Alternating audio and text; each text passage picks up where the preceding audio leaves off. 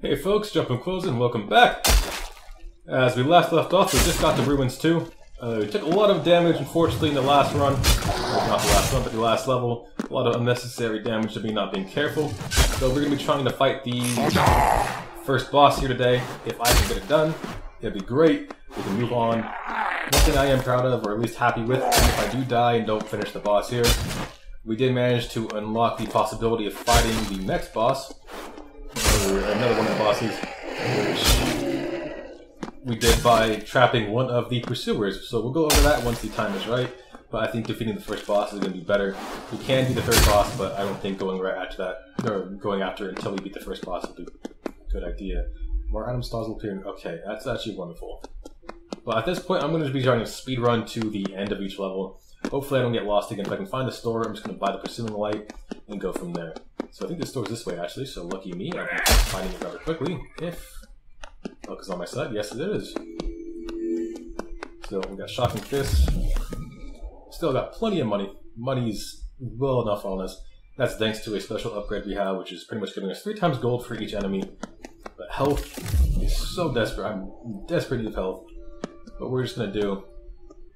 We're just going to go ahead, buy the pursuing light, and get the hell out of here. If I do have the ability to... If I do have to buy the door at the end... Come on, let me hold on my health, please. I gotta be paying attention. I'm losing a lot of health, and hopefully I find more health stalls, which... I'll be scanning every room for the health stall, just in case I can find one. It'd be a bit better than just, well, letting myself die.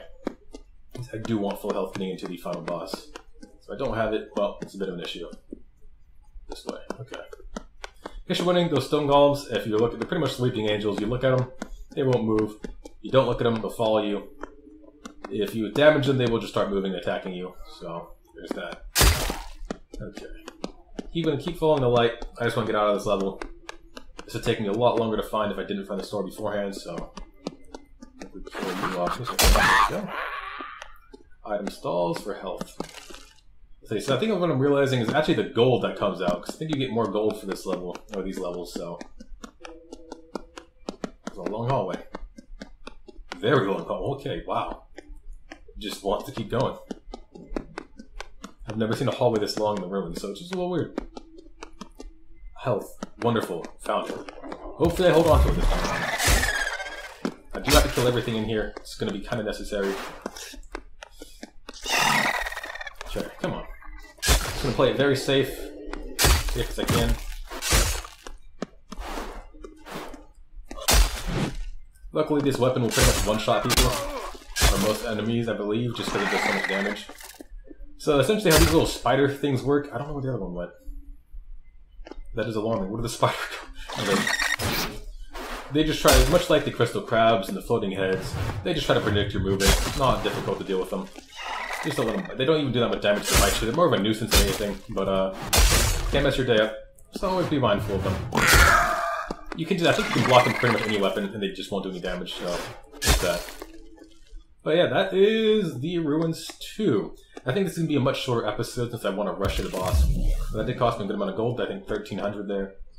So, we'll be taking, I think, a bit more time with this last level, though, since we just rushed that one, to hopefully get any other power-ups we can before fighting the boss of the Ruins.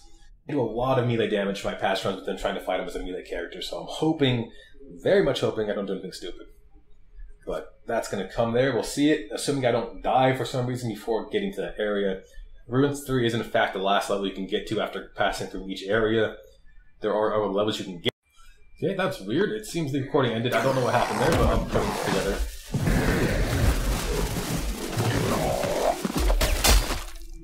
I really don't know what happened.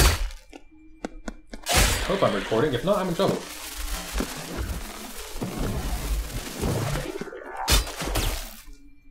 I'm going to quickly check if I'm recording. I do apologize. It is recording. Okay. That is odd. I don't know why it stopped recording on something. Oh, gotta run.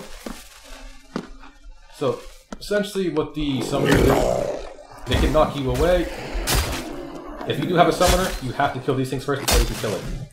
It's just how it works. Hopefully Crystal Crab can deal with that. I don't know if it does enough damage to... Oh, okay, I thought his leg was just dangling there. I'm gonna see if I can get the Crystal Crab out here. These things have a good amount of health, and they do a good amount of damage. They're very easy to dodge when it comes to their attacks, so hopefully they're smart enough you won't take too much damage. I'm not seeing a store. Why is it saying the store's back that way? Okay, interesting. So I'm going to see if I can find a store again. I'm going to look for any of these things in the room. More health. That's exactly what I want right now. The game is being awfully generous. If I can get more health, more health, more health. Okay, and there goes the health I just bought. I forgot that the Warlock was so many things behind me. But there's two enemies that do the most damage to me if I'm not careful. It's going to be the Warlock and these little Deceiver guys. I don't know what to call them. I really don't. Okay, they're both dead though. Just gotta be very careful. Hopefully avoid more damage. Oh boy. Okay. Come on now. I'm fine. I'm doing fine. Bit of damage. Half health though, which I still think is fantastic. I think I'm still getting more health too. I can't tell. Nope. The bar is still going up, so I do in fact get more. Oh, you're alive. You're... Okay. Final one. Alright, so we've got to keep looking for health. This is actually a dead end room for it looks like it. Unless this is open over here, I'm running through the wall. Yep, there's nowhere to go in this room. So I cleared out an entire room for little to no reason, but... Oh, I think it killed my crystal crab, unfortunately. So it looks like... He's dead. Wonderful, I can move on. I'm going to see if I can find the store. Actually, I would like just to fight the final boss.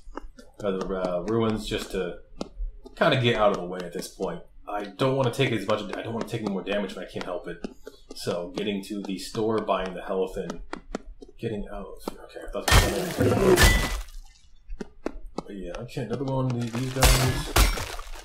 Yeah, so oh, more health, wonderful.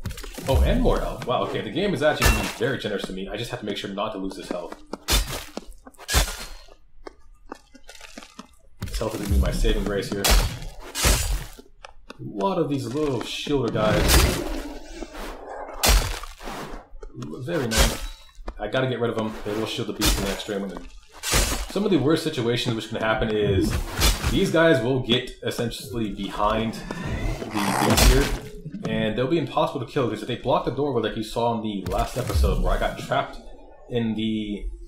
Oh, 25% health, I'll take it. Where we got trapped in the, essentially what was the store, I would have pretty much been screwed there and forced to restart if it wasn't for the fact that I had teleport, which I was very lucky at the time that I was able to buy and afford. So, we have maximum health now too, which is fantastic. So I'll be going for stamina next. I don't think I can go for more speed. Actually, you can max it out. I can max, I can retain, ooh. You know what I think I'll do? I'll go for both speed and inheritance. I think that'll be good. I have 81, so it'd make more sense to me than not. So we'll upgrade this. Unfortunately, I really wish the devs just added how much you want to spend. You just enter in the number, but you have to click on it every single time. So it's a clicking simulator when you have a lot of the gems. But yeah, so speed 2, inheritance 2, it makes me even faster. Wonderful. I've got full health. I've got more health. At this point, I'm pretty much just buying. I think I've got maxed out at this point. So this is essentially, I'm in the ideal spot right now. So I'm going to go ahead and get to the final boss area, and we're just going to go from there. Which I think actually was very close. Yeah, we're actually, I think, right at it. And welcome, folks, to the first boss that you can actually, I think, access, assuming you don't do the Trickster first, but the Elder God, the Necromancer. I'm doing everything I can to beat him. But as you can see, there's a lot of dead bodies, and judging by the name, you can tell what's going to be a bit of an issue. So much like the Seekers or the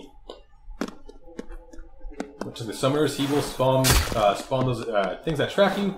I believe they are called Seekers. But in order to do any damage to them, you got to get rid of these guys first. I'm not sure how you get to some of them. One of them is actually on a, I think, fire trap, so getting to him is a bit difficult. Oh wow, the lag is not good. I do have to throw this at him, unfortunately. Some of them are unfortunately protected by fire, which makes it pretty much impossible to get to them. I actually got lucky one of these times. Oh, that was not good. I got lucky on this boss fight once. What had happened, coincidentally, is that the summoner, all the enemies at the summoner spawn were completely and literally unable to protect them. They just stood there and let me murder them, so I gotta look out for those. I'm not sure exactly how to fight him as of yet, but what I'm gonna do is just do speed and just...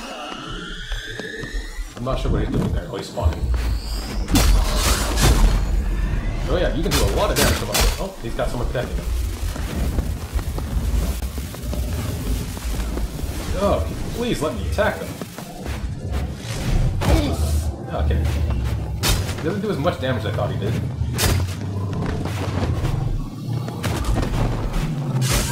Oh! Okay, well the boss just got critical struck, so that was what I was hoping for, but that is the Necromancer. And that is essentially what we've just beat. So luckily... Oh wait, does it give me a chance to spend something? That's the first boss beaten. We get to get a promotion now, but unfortunately, we're going to see something that we're going to talk about, because if there's one thing that you don't do, or that happens in the stories, you never play as the same person. I know I've discussed it before, if you die, you most likely become a zombie, but in the situations where you beat the bosses, you get to come to this little area here. You depict the normal health and energy as normal, but you come to the door. As you can see, it's one of the things is lit up. That was a symbol of the Necromancer, but we have two more. And obviously, it looks like we need to complete it. If you were paying attention, the loading screen will also have the same things on a paper, as well as... I think that's it, I'm not sure. But yeah, essentially we can't go any further. We can't go back. See, there's nothing to go back to, which is a solid wall. Can't go forward. I'm not sure how time works in this place, but I'd imagine that essentially it could be an entirely different situation than it is back on the normal surface, so you're stuck here. And you don't know when people's coming, so I think the game and the way it was designed is you're better off killing yourself. And so these nice little acolytes here, they're going to offer you, unfortunately, into this nice little sarcophagus with spikes. And that'll be the end of that. So this is the story of the Ensign who defeated the Necromancer. You can't go any further than that, unfortunately. But you did your duty. And sometimes death is literally unavoidable. Well, yeah. You went as far as you could for now. And you can see all the enemies that you've killed until then. I got very lucky with the Necromancer boss. One thing that if you can get, and I do recommend you get, is always the critical strike chance, because it could just allow you to cheese the entire boss if possible. And I got lucky there. He's at about 3/4 health. I got a critical strike and instantly killed him. So you can imagine, some bosses could be extraordinarily difficult. He can be a little bit tricky if you're not prepared for it. Luckily, had some great upgrades, had a lot of health, a lot of speed, and a lot of enchanted weapons. I did a good amount of damage. I got really close to dying there a few times, but what we're going to do is just show us now in the facility what we have access to, since we have plenty of time. It'll be going from there. I think we'll actually end the recording after we show everything that's new, but luckily we do actually have the next thing we can do, and I will show you what to do with that. Most likely after I beat the Aberration boss, we do have, remember, the Pursuer that's sent up to the facility. Dealing with him is going to be probably one of the most confusing things, especially if you don't know what you're doing. It took the community a good part of the while to actually figure out what to do with the Pursuer and how to access the third boss of the game, which technically I just realized could be the second or even first boss depending on how you go about it. If I abandoned the run there after I trapped that Pursuer, well, it'd be a lot different. So one of the first things I'm going to go ahead and do actually is spend on the Shardlord shards that I got from that run. One thing I'm going to do is get the free items, which will give me another upgrade at the beginning, and work into that compass, which will help me track Shardlords and challenges. But as you can tell, I think it said my rank was Captain at this point, so I have access to a few more rooms, and I'll show you what we do. As you can see, we've trapped Pursuer here, and we have something here that we'll be going over in the future. It does involve that little twitchy fellow over there, but I will access that for the third boss just to not kind of forget about it. But yeah, you can go into this room now. This is an important room. It has a bit of a lore. Report draft: the emergence of pursuers has removed our ability to send large forces beneath. Only a single soldier, perhaps a few at a time, will remain undetected, and even then for several minutes. Research Division still believes we have no hope without the key. And the key essentially is that, again, that little runes that we see. But what that most likely implies is the UHDF most likely sent a lot of forces down beneath in the first part, but pursuers most likely arrived in order to deter them. So sending in single individuals or small groups is key. And this is the world under attack. And this is what made me question if there were multiple portals, as we'll see in the ending, we won't exactly see that there is a city in the background. So unless it's taken from a different angle, I'm not sure what it is. It could be a different place, or it could be the same portal that we see in our facility here, which is a little confusing, but we'll go over all that. nice little thing is, obviously, while the devs talked about it, this does hint at multiplayer coming. It's not released yet, but it is going to be coming, and I'm, for one, looking forward to that. To bust through a level with some different classes of people all at the same time. So yeah, when we come to the whiteboard here, we see that we've destroyed the Necromancer and that his rune is filled out. Obviously, we have 2 more to deal with. I believe this is the Aberration and this is the Trickster, but we've luckily dealt with one of them. And actually, this is one of the things that we just picked up in the last recording, which we used to trap the pursuer, which we have in the cage over there. But as you can see, glad we got it out of the way. That would have taken some time out of my hands. This is the Captain Bunks. Nothing really goes on here. I don't know why this is restricted in the first place, but it doesn't seem too important. I don't think I've ever noticed anything. Oh, actually, this is new. They're using their power to mutate us. Are we even human anymore? Oh. So humans are being changed. Okay. I actually did not notice that the first time around. That is so small and insignificant that I'd be super easily missed. Did I miss anything else then, I wonder? Not just that. Okay. Interesting. So as you can tell, yeah, people don't seem too happy. I don't see any writing on the walls. Oh, maybe? No. People don't seem too happy. But I think as of right now, we might have access to one more room. I'll see if we can. Nope, we don't have access to that. Do we have access to this? We do not. So yeah, we can't access everything else. We defeated the first boss, and we've got a good amount of progress in. I hope you guys enjoyed that first part. Next time, we'll be taking on the Corrupted, or not the Corrupted, the Aberration, or the second boss. Now, actually, one thing I forgot to mention is after defeating the first boss, you can unlock a next class, which is the Corrupted. I'm not personally a fan of the class. I've messed around with it before on the other time I played the game. It just doesn't seem very underwhelming for what I thought it was going to be, especially when messing with the abilities. But hopefully, we'll try it probably a few times this run or this playthrough, and maybe I'll find it a bit more enjoyable. But Spectre, on the other hand, was not the fun for me the first time playthrough. Playing it this time has really changed my eyes about the class, so hopefully the same will happen with the Corrupted. That being said, thank you guys for joining me for being the first boss. I'll see you guys next time.